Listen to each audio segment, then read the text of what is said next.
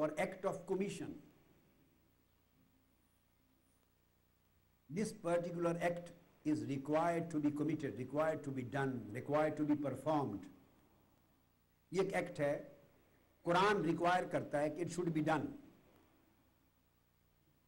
یہ کیا جائے.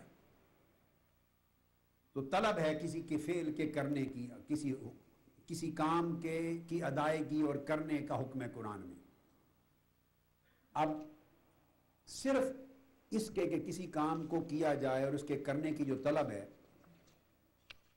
صرف اس کے 18 سے 20 مختلف اسالیب قرآن میں ملتے ہیں.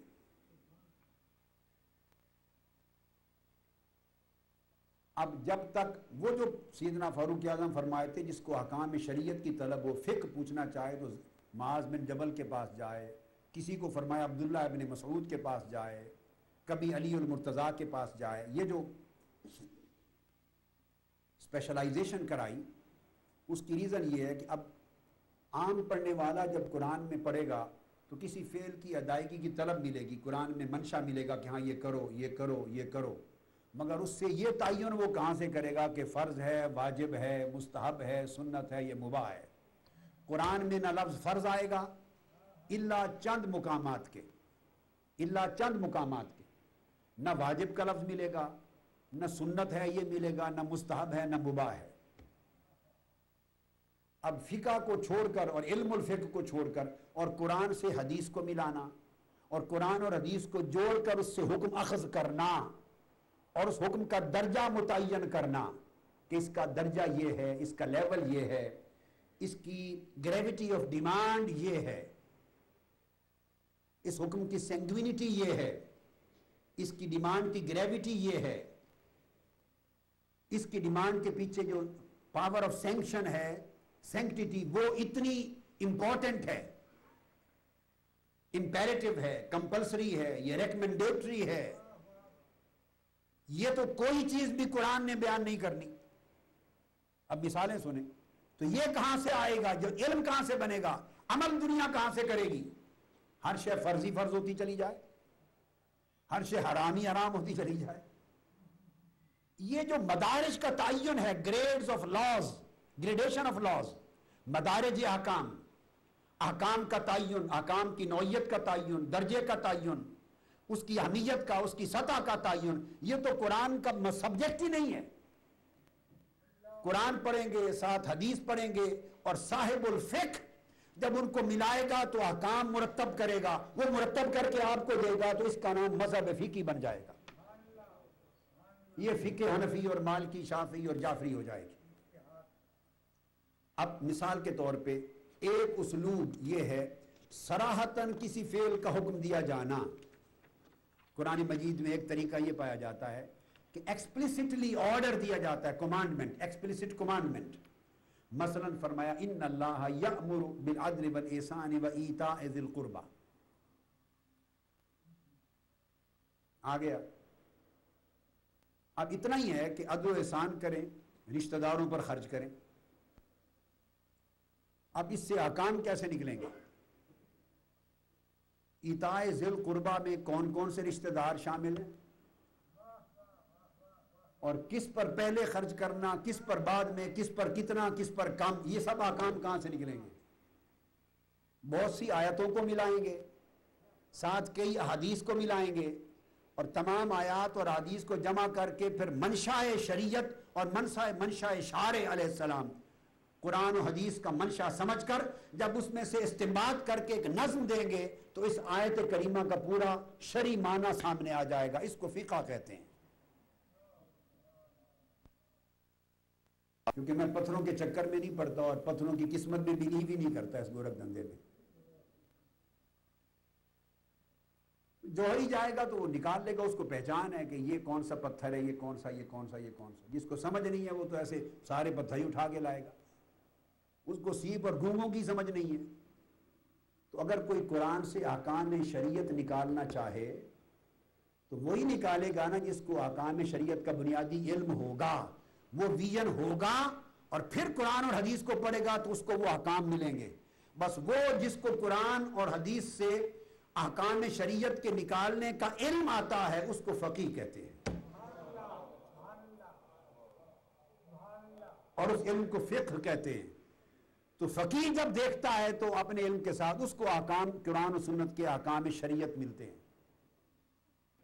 اب آ جائیے، سیدنا فاروق اعظم رضی اللہ تعالیٰ عنہ کا ایک قول کوٹ کر رہا ہوں، اور وہ امام بہقی نے السنن الکبریٰ میں، امام ابن ابی شیبہ نے المصنف میں، امام حاکم نے المستدرک میں روایت کیا۔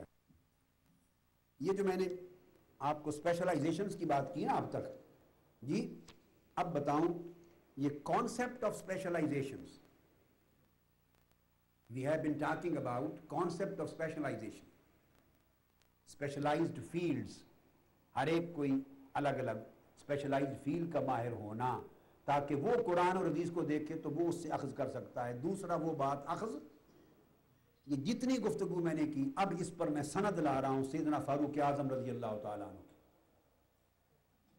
تو امام بہقی، ابن ابی شیبہ، امام حاکم روایت کرتے ہیں کہ سیدنا فاروق اعظم رضی اللہ تعالیٰ عنہ نے فرمایا، من اراد ان یسأل عن القرآن، جو شخص قرآن یعنی مراد اس سے قرآن کی قرات پڑھنا، اس کے بارے میں کوئی سوال کرنا چاہے، فَلْيَأْتِ اُبَيَّ بْنِ أَبِي كَعْبٍ، تو وہ ابی بن کعب کے پاس جائے، وہ اس کا اسپیشلسٹ ہے۔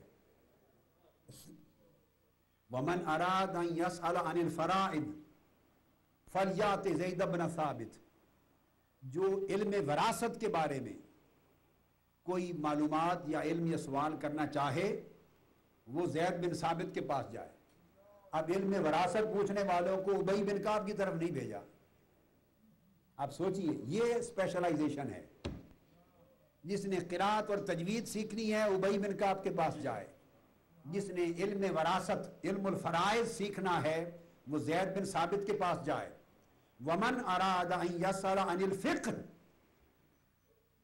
اب اس سے، اور جو فقہ سے متعلق کوئی سوال کرنا چاہے، تو اس سے کیا پتا چلا کہ فقہ خلفائے راشدین کے دور میں اسٹیبلش ہو چکی تھی۔ امام اعظم ابو حنیفہ، امام مالک، امام شافعی، امام احمد بن حنبل یا ادھر امام جعفر الصادق یہ فقہ کے بانی نہیں ہیں، میں کیٹیگوریکل سٹیٹمنٹ دے رہا ہوں۔ فقہ کے بانی خود تاجدار کائنات ہیں صلی اللہ علیہ وسلم، آقا علیہ السلام خود ہیں، اور خلفائے راشدین خود ہیں، اور صحابہ کرام۔ تو یہ کیا ہے؟ انہوں نے تو ان کے اصول اور فروع وضع کر کے سکولز آف لا بنائے ہیں، یہ مذاہب فقہ کے بانی ہیں۔ جو اصول اور فروع اور سسٹم امام اعظم ابو حنیفہ نے وضع فرمایا وہ الفقہ الحنفی کہلائی۔ تو یہ بانیان فقہ نہیں ہیں، یہ مذاہب فقہ کے بانی ہیں۔ تو حضور سیدنا فاروق اعظم نے فرمایا کہ اگر کسی نے فقہ کا سوال کرنا ہو تو معاذ بن جبل کے پاس جائے۔ اب یہ جو قول دے کر اب اس کی میں ریزننگ براہ راست قرآن سے شروع کرتا ہوں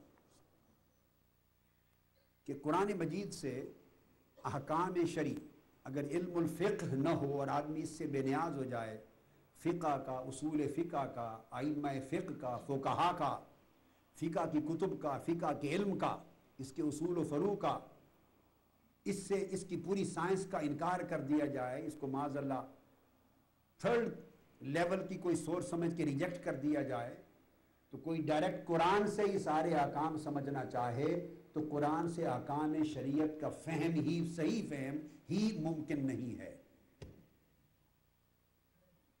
یہ ایک سٹیٹمنٹ ہے بیسک۔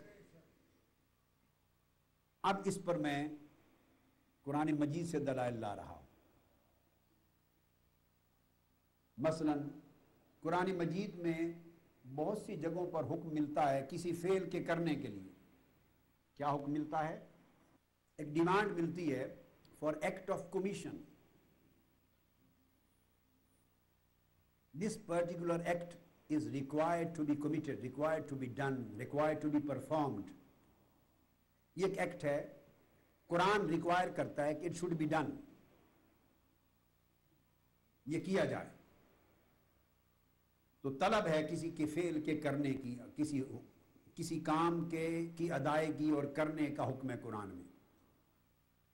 اب صرف اس کے کہ کسی کام کو کیا جائے اور اس کے کرنے کی جو طلب ہے، صرف اس کے 18 سے 20 مختلف اسالیب قرآن میں ملتے ہیں۔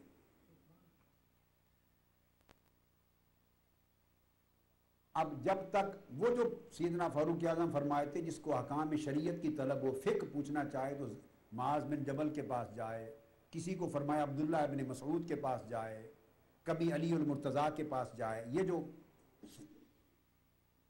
اسپیشلائزیشن کرائی اس کی ریزن یہ ہے کہ اب عام پڑھنے والا جب قرآن میں پڑھے گا تو کسی فعل کی ادائیگی کی طلب ملے گی، قرآن میں منشا ملے گا کہ ہاں یہ کرو یہ کرو یہ کرو، مگر اس سے یہ تعین وہ کہاں سے کرے گا کہ فرض ہے، واجب ہے، مستحب ہے، سنت ہے، یہ مباح ہے۔ قرآن میں نہ لفظ فرض آئے گا الا